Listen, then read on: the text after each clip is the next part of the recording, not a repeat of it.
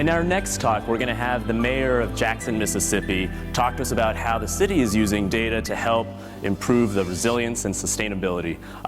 So please welcome to the stage Mayor Tony Yarber.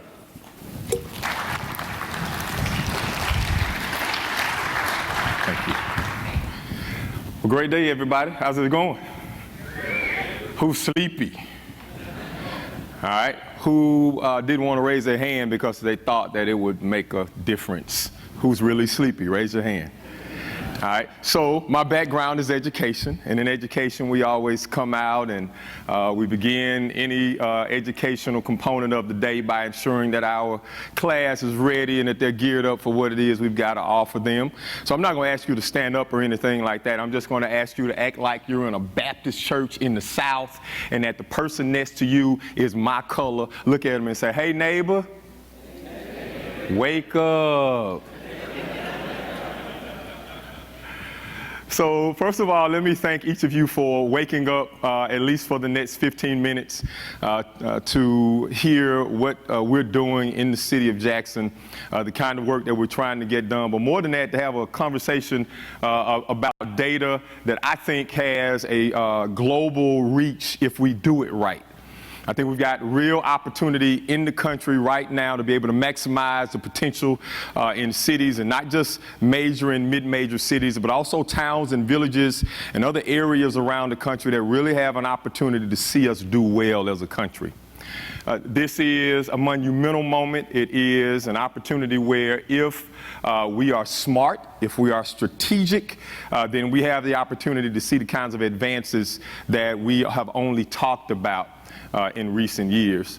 So I walked into my first ever district-wide staff meeting as a teacher, and I walk into a huge room and there are tons of people in the room, and interestingly enough, we're in the Bible Belt, and of course we start out and we open up with what? Prayer. They open up with prayer, we pray. At the end of the prayer, we all sit down, and I'm excited. Yay, we prayed, we've invoked the divine force in the room, and a lady walks up to the front, and she said, "How many of you all enjoyed that prayer?" And most of the room raised their hand. She said, "How many of you all believe that with the divine supreme help, we're going to get this done?" And everybody raised their hand. She said, "For everybody who raised their hand last, I want you to get up and turn in your stuff. In God we trust, but you got to show me the data." That blew me away, right? I said, wait a minute. Isn't that blasphemous or something? She said, "In God we trust, but show me the data." It challenged me to adopt a new philosophy about how we use and look at data in public spaces, with the understanding that in positions and roles like mine as mayor and diplomats and bureaucrats, we often do a lot of talking. Don't raise your hand if you agree. We do a lot of talking, and what I wanted to do was see how we could move the city of Jackson from a place where we narrowed the gap between what we talked about doing and what we're actually getting done. Because we all know that the only things that get done are those that are measured, correct? So we walked into the city of Jackson, and one of the first things that we come to conclude was the fact that we had no clear vision with no real goals that we can align and assign those metrics to be able to measure along the way. We walked into a situation where everything that we did was based upon the way we had what? Always done it. So the first staff meeting that I walked into with my directors, I said, let me tell you the first way you get fired working with me is when I ask you to get something done and you tell me that we can't do it that way because this is the way that we've always done it. We sat down, we began to craft a vision. In our vision, we started talking about how we could put our data where our mouth was. How we could start having meaningful conversations when we went into communities and the neighborhoods, where we stopped having fluff-filled, make you feel good, make us feel good, pat ourselves on the back conversations, presenting surface-level data that talked about the great things we were doing, but we weren't able to bring community members along this journey that talked about how we got to where we were. because most of us understand that unless it's a meaningful experience for you, it's not anything that you can actually capture and take home and something that you can own at the end of the day. So we decided we wanted to create an opportunity to create a vision rather. So we go into the neighborhoods. We start having what we called listening tours. So we must have gone on 10 or 15 listening tours. Every community, every major neighborhood, super neighborhood network we could get into. And we started asking people, what do you see your neighborhood or your community looking like in the world of entertainment? What do you see us looking like as it relates to infrastructure? We broke down every major concern that we always heard about, and we took it to community members and we said, how can you help us create a real, not only conversation, but strategic plan that addressed this? Did that, brought all that data back in, began to create a vision plan. In that vision plan, we created 5 themes that defined who we were. The overarching theme being we came up with the theme that said, we are Jackson. And what are the things that made up Jackson? The first thing that we talked about was the fact that if we're going to be Jackson, then we have to be innovative. If we're going to be a community that is sustainable and resilient, we have to take advantage of the disadvantages that we have in order to get this kind of stuff done. So we start having this long, broad, not very deep conversation that we ultimately realized about data. And so I came from a background where we keep up with data. We try to pull information together, and we saw an opportunity to be able to capture some stuff to show, and we did that. We created a matrix that brought in all of the things that we were doing. We had a status update. We just had all kinds of stuff. So much more work that we had created for our department directors, and while openly they didn't say anything, when they went into their silos, they complained about having to do it. How do I know? Because we get them late. And we get them late because there was no real buy-in to the fact that what we were doing made sense and mattered to them. Well, at the end of the day, it didn't matter because they were simply doing status reports. They knew what they already knew the stuff that they were sending to me. It was me who didn't know. It was me who was excited to get it because there was no real meaningful benefit to the department directors. We created this engagement or took advantage of this engagement with What Works.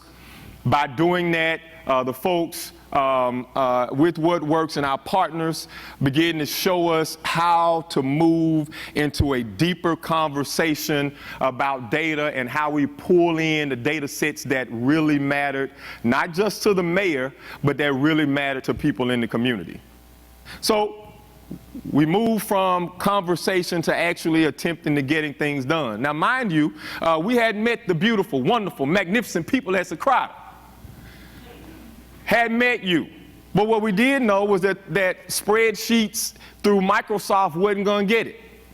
We understood that we were already doing the work that way. And so what we were missing was the technology component. But we knew that we had 3 things that we could take advantage of: the innovation opportunity, the process opportunity, and our policies. What do you mean, Tony? I mean that in innovation, what we recognized clearly was that we had an opportunity that cities who were doing well did not have. See, we are Jackson, Mississippi. We're the capital in the state of Mississippi. 85% of our population is African American. We are a blue city in a red state. We are always looked at as the last and the bottom. We have the highest crime rate in the entire state, which, by the way, shameless plug, we're down 15% in major crimes. Yay.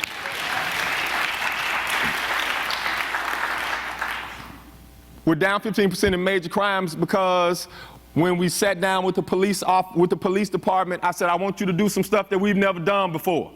I want you to engage community. I want you to create a real live community policing program, and I want you to be able to prove to me how the things that you are doing are working. We moved the conversation, family. We moved from talking about what we were doing to why what we were doing was actually working.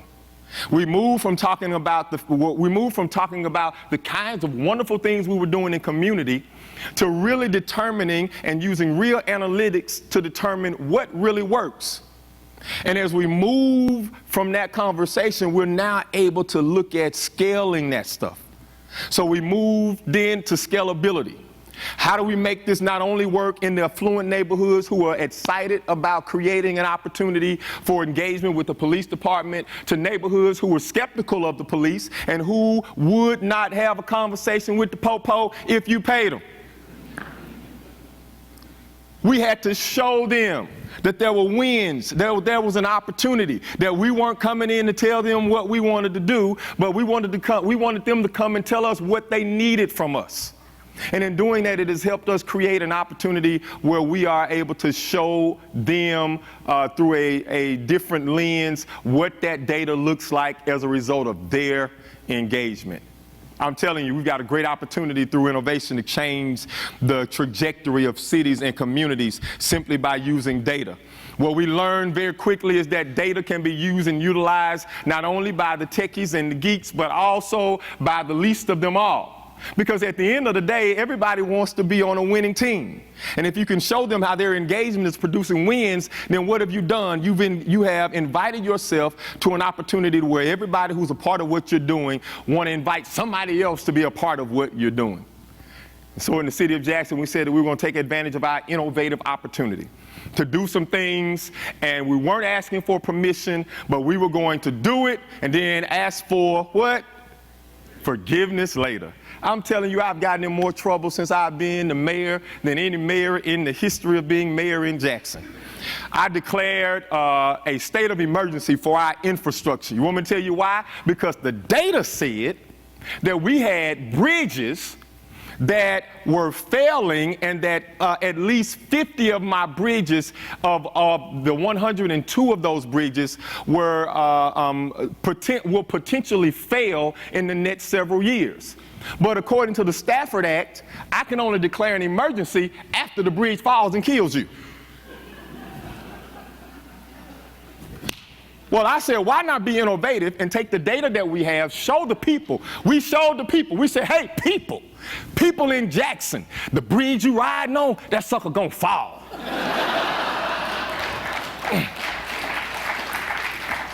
Which is why I'm going to declare a state of emergency, and we're going to take this all the way up to FEMA and the Department of Transportation. And in doing that, you would not have believed the amount of pushback that we got from declaring a state of emergency because we use data to be proactive. Go figure. So we wanted to use this innovation that would influence our policies. We want to use this innovation that will influence how Congress views our state of infrastructure. We wanted to use this innovation to be able to influence how folks at our state level look at the fact that in the city of Jackson we have a public health crisis because we have sanitary sewer overflows, and I can show them the data that proves that if we don't do something soon, then the fact that you're putting money in museums, while we love museums, we love them, but I also need them in my sewer.